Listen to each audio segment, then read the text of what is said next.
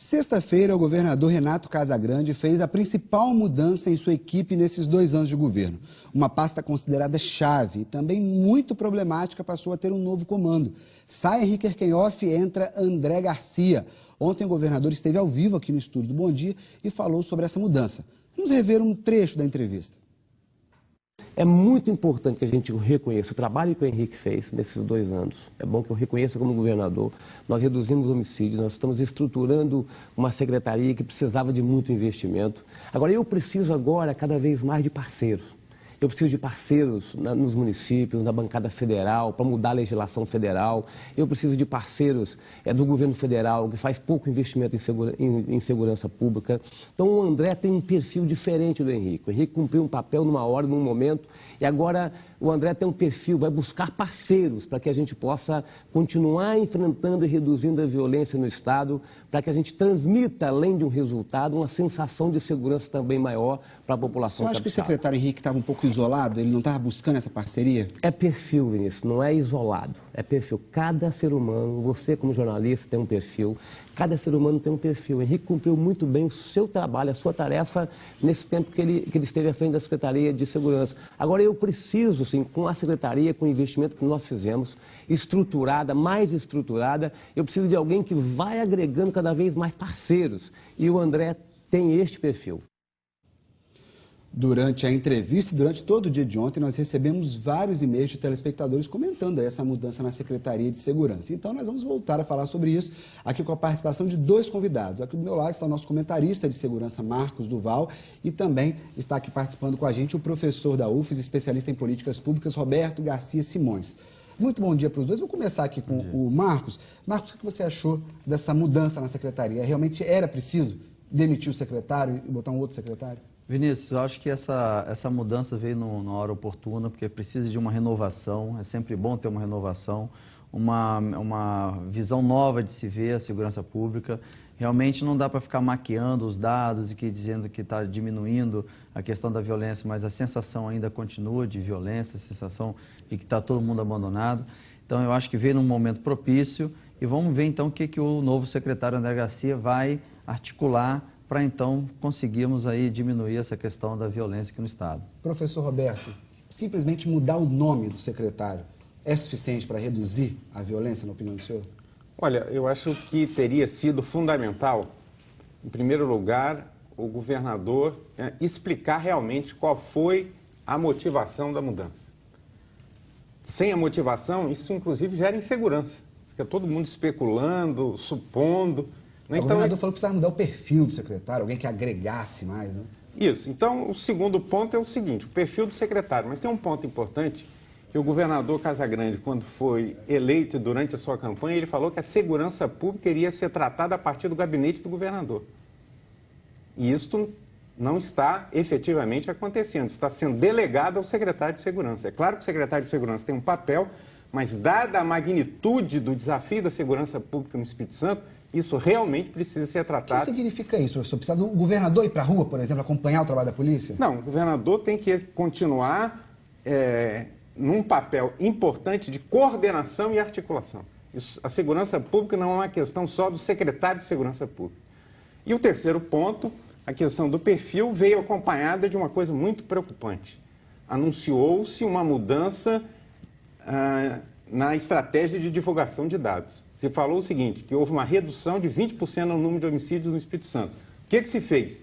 Se pegou o maior número de homicídios do governo Paulo Artung, que foi em 2009, e se comparou com o menor do governo Casagrande. Só para mostrar como o jogo de números não interessa à sociedade, se a gente pegar o menor número do governo Paulo Artung e comparar com o menor número do governo Casagrande, o número de homicídios no Espírito Santo aumentou 4%. Então, isso não interessa. O que interessa para a sociedade, Vinícius? É que o governo do Estado, junto com a sociedade, tem uma estratégia para dizer o seguinte, olha, a taxa de homicídios, e não o número, é de 45 a 50 no Espírito Santo, está oscilando por 100 mil habitantes. A Organização Mundial de Saúde define 10. Se nós continuarmos nesse ritmo, nós vamos demorar mais de 10 anos. E isso é insuportável e intolerável para a sociedade. Agora, professor, Vale destacar também que o secretário novo, André Garcia, é uma pessoa que já fazia parte do governo, que já estava comandando também, né, Marcos, o Estado presente. Isso significa, de fato, uma grande mudança? Porque você tira um secretário e coloca um outro que já fazia parte do governo, que já estava até mesmo integrado nos programas de segurança. Olha, uma avaliação que eu faço do ponto de vista estrito das políticas públicas é que não só não está funcionando o papel do governador, quanto o modelo de ter uma Secretaria de Ações Estratégicas, que era ocupada pelo André Garcia, com uma Secretaria de Segurança, acabou tendo 2 secretários de segurança, com peso que até vez por outra isso promovia desencontros e que levou o André Garcia a sair das ações estratégicas para a Secretaria de Segurança.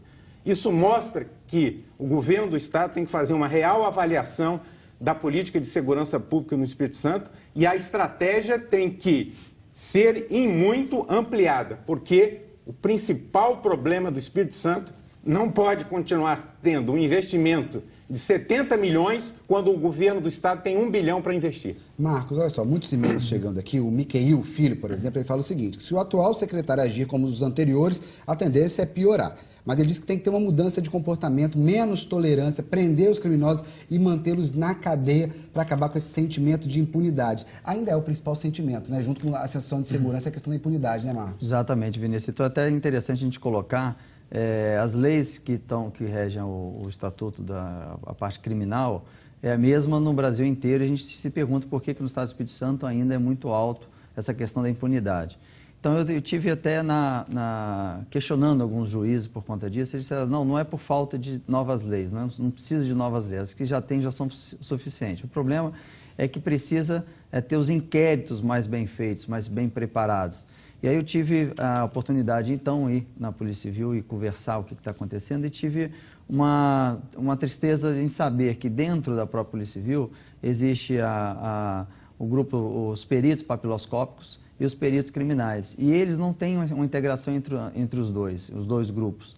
E isso quem perde é a própria sociedade, é o próprio inquérito que fica com falhas para que o juiz possa julgar. Então, os peritos papiloscópicos estão com um número baixo, de um efetivo menor. Muitos policiais que passam pelos concursos públicos aqui do Estado acabam indo para outros concursos públicos de outros estados por conta do baixo salário da polícia aqui no Estado. É outra questão que precisa ser refeita. Quer dizer, a gente tem que 60% dos que passam no concurso não ficam mais aqui, saem, vão para outro estado. Então, acaba tendo que demora ainda a formar novos policiais. E a gente vê isso, a questão dos inquéritos tem que estar mais consolidados, os peritos papiloscópicos têm que ter mais liberdade de trabalhar, de conseguir identificar quem esteve na cena do crime. A sociedade também, após um assalto, não pode estar mudando a cena do crime ou mudando... Melhorar a estrutura da Polícia Civil, né? Tem que estar melhor, tem que fazer uma integração maior entre eles para que então a gente consiga ter um resultado com menos impunidade. Essa, Marcos, é a opinião do Edson Ribeiro, lá de São Mateus, que mandou e-mail para a gente também, dizendo que é preciso dar mais suporte para a Polícia Civil fazer o trabalho de investigação, de apuração dos inquéritos para entregar uma prova mais robusta para o judiciário. Professor, a gente também fala muito do perfil dessas vítimas da violência. Sabe-se lá que são a maioria homens, jovens, de uma determinada classe social. Agora, o senhor acha que o governo tem tomado alguma estratégia para proteger essas pessoas? Já que a gente já sabe quem são as vítimas, mas está sendo feita alguma coisa para proteger essas vítimas? Olha, Vinícius, o que é fundamental, primeiro, a gente entender a particularidade que leva a essas violências no Estado do Espírito Santo. O Espírito Santo é o único estado da federação que está nos primeiros lugares em homicídios total, mulheres, jovens, negros e mortes violentas por acidentes de automóvel. Isso significa que a violência está irradiada e se propaga a todo instante na sociedade. Nós vimos Itapemirim, depois vimos São Mateus. Isso não é um problema mais da Grande Vitória. Isso se irradiou pelo Espírito Santo. Inclusive, a estratégia de proteção hoje ela é falha, porque o governo do Estado, ora está no bairro da Penha, depois sobe o número de homicídios na Serra, vai para a Serra, e muitas vezes o que está acontecendo é a explosão da violência em São Mateus. Então, falta efetivamente uma visão conjunta para o Estado do Espírito Santo, e essa proteção, por isso que o entendimento é fundamental, tudo indica que no Espírito Santo nós temos uma grande particularidade. No tráfico de drogas, há um sem número de gangues de jovens. Por exemplo, isso é diferente de São Paulo, isso é diferente de Santa Catarina. Essas gangues de jovens, elas se multiplicam nos bairros brigam entre elas, há mortes entre elas e também delas com outras gangues em bairros vizinhos. Para isso é preciso ter uma política estadual para a juventude.